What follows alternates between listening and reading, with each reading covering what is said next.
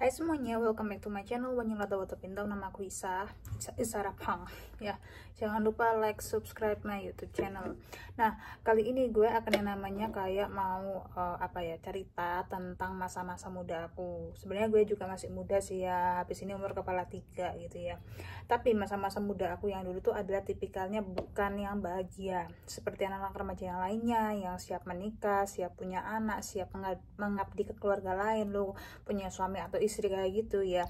Karena gue pada waktu masih remaja umur 13 tahun tuh kurang persiapan teman-teman. Jadi gue kira ini tuh adalah kita menjadi orang sukses itu banyak-banyakan teman, kita harus menunjukkan value kita itu apa.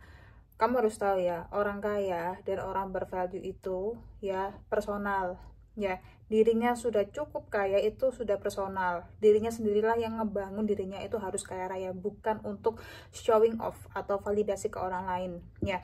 Tapi di tengah masyarakat yang sangat hegemoni ini ya, kebanyakan orang-orang itu adalah kepengen dilihat atau kepengen diakui teman-teman ya. Nah, sebelum media sosial tuh segila ini tentang melihat orang flexing atau orang menunjukkan kekayaan sana sini, zaman-zaman aku di akhir tahun 2000-an itu ada salah satu program di mana pelatihan kewirausahaan sejak dini. Bayangin loh, aku tuh 2010 gitu ya, umur aku tuh 15 tahun guys. Dan dari aku umur segitu, sekitar 14-15 tahun yang lalu tuh sudah dididik sama orang tua aku, mending kamu jadi pengusaha aja deh, mending kamu jadi pebisnis aja deh. Nanti kalau papa mama meninggal, yang ngelanjutin siapa lagi kalau bukan kamu dan adik-adik kamu gitu ya. Nah, ternyata ya ini dari umur aku jangankan 15 tahun ya, 12 tahun pun ya ikut yang namanya bootcamp untuk remaja, pelatihan sana sini. Gue tuh nggak tahu kenapa kok umur-umur 27 28 itu feeling gue tuh stuck teman-teman. Kayak tidak ada tidak ada kemajuan sama sekali. Bahkan saking terpuruknya stuck aku tuh ketika papaku meninggal, ngerasa gue itu nggak berhak lagi untuk sukses teman-teman, nggak bisa gue tunjukkan ke orang tua gue gitu ya guys ya. Gue sendiri sampai depresi ya, depresi, kena mental kepiting teman dan juga keluarga sendiri ya. Dan saking saya depresinya tuh kepengen menghindar dari keluarga sendiri teman-teman, ke Surabaya tinggal sama kakak yang sangat amat baik banget itu keluarga ya. Kalau nggak ada beliau-beliau ini gue nggak bisa kesini lagi, gue nggak bisa yang namanya go internasional kayak katanya Kak Agnes Monica teman-teman. Nah, pastinya kenapa sih kok hal-hal seperti ini tuh ternyata hanya menciptakan depresi untuk kaum Gen Z ya. Yap, kewirausahaan ya. Pendidikan kewirausahaan di Indonesia itu toksik teman-teman. Terus kenapa ya, kalau dilihat lagi itu di pemetaan ya, orang-orang yang bergerak dalam bisnis apapun yang toksik kok kebanyakan itu secara secara ini komersial. Kok orang Jawa Timur sih? Kenapa kok bisa seperti itu? Gini ya, aku tuh kan lahir di Pasuruan dan aku tuh sudah 10 tahun di Surabaya teman-teman ya, setahun di Bali dan ya beberapa bulan di Jakarta lah, Jakarta Surabaya seperti itu, dan juga Solo ya.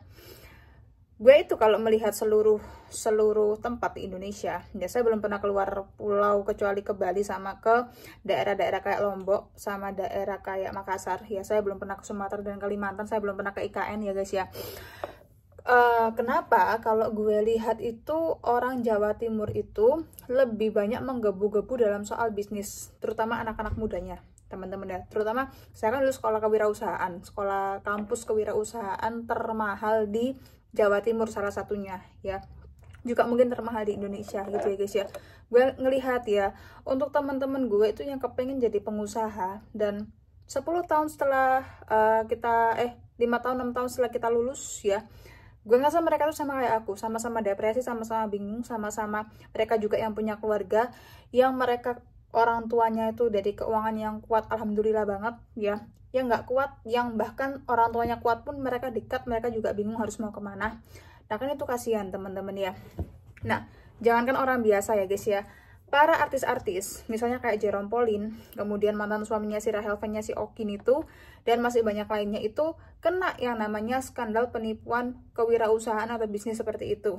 Ya, kenapa? Menurut aku, Jawa Timur itu adalah ladang di mana orang-orang yang membuat bisnis bodong itu tumbuh, teman-teman.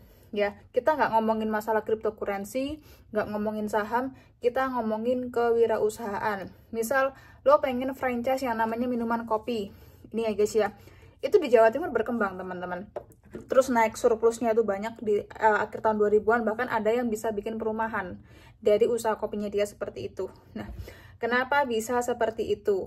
Kenapa kok banyak orang-orang skincare abal-abal yang diketahui di banyak kabupaten di Jawa Timur itu marak teman-teman?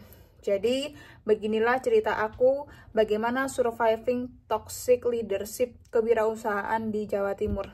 Jadi stay tune in my channel dan kalian udah siapin.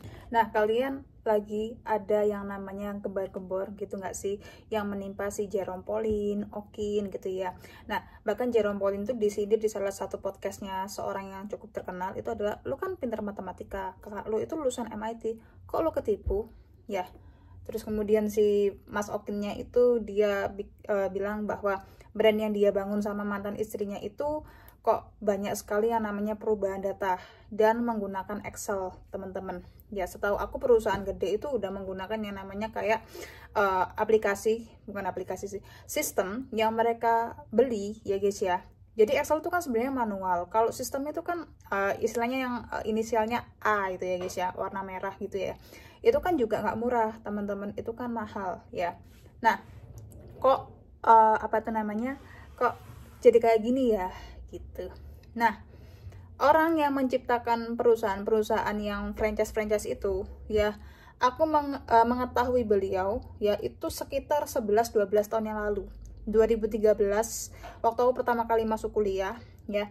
Ini orang waktu itu masih umur 29 ya, aku kayak gini teman-teman. Dia 29 sudah punya ribuan gerai ya.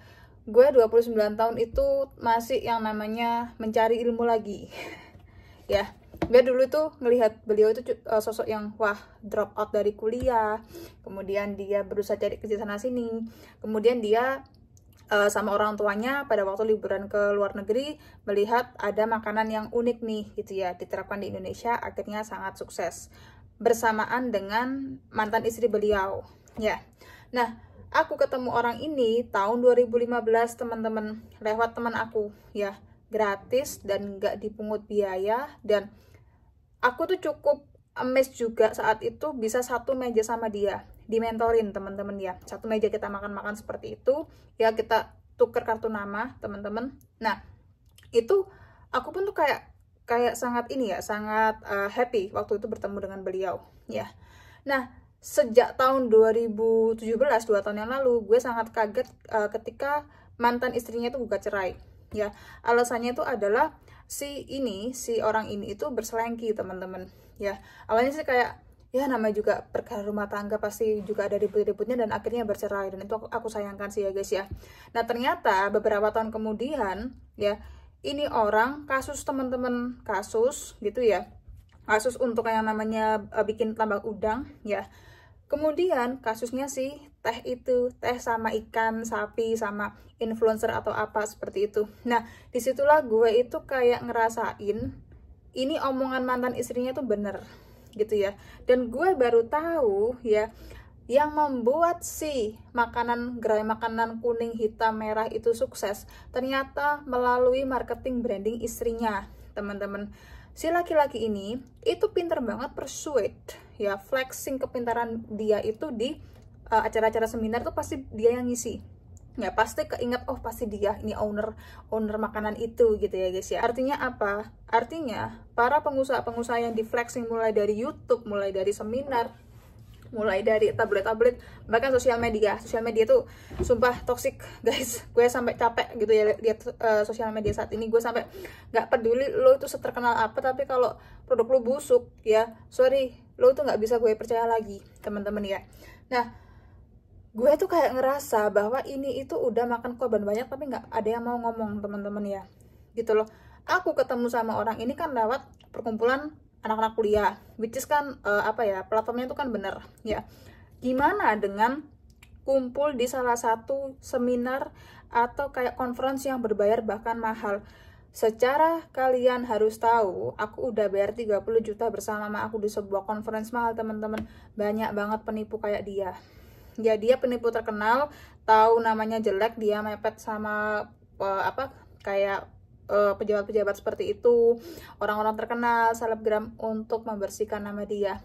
Jadi dari jadi laporan bodong, perselengkihan, selalu perselengkihan sama artis-artis di bawah manajemen musik teman-teman gitu, model-model, kemudian dia memasukkan data dan membohongi para influencer ya.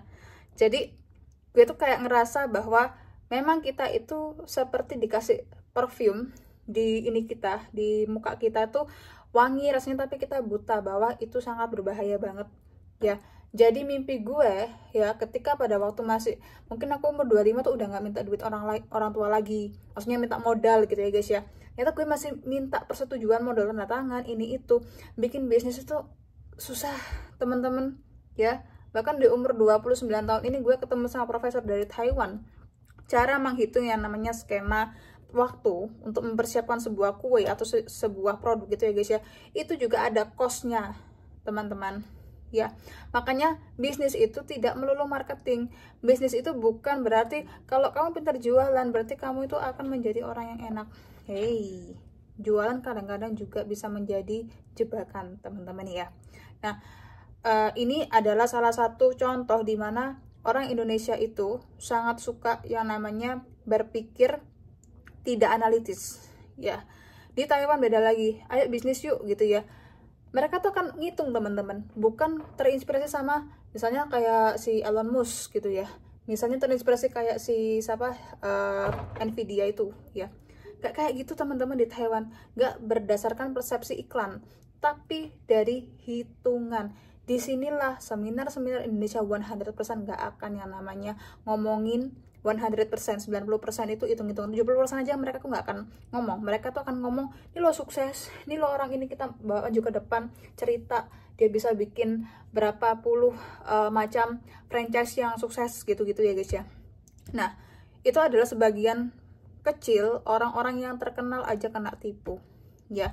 Bagaimana dengan cerita aku teman-teman ya? Bagaimana juga mama papa aku itu kan, menurut aku tuh kan korbannya orang-orang receh ya, owner skincare, owner beberapa patron kayak gitu ya, orang-orang menengah ke bawah. Gimana dengan kelasnya mama papa aku, penjahat keraputi teman-teman. Dan ini banyak banget di tempat aku di Jawa Timur seperti itu, dan gak memungkiri di Jakarta, di Jogja, bahkan di Singapura pasti ada teman-teman.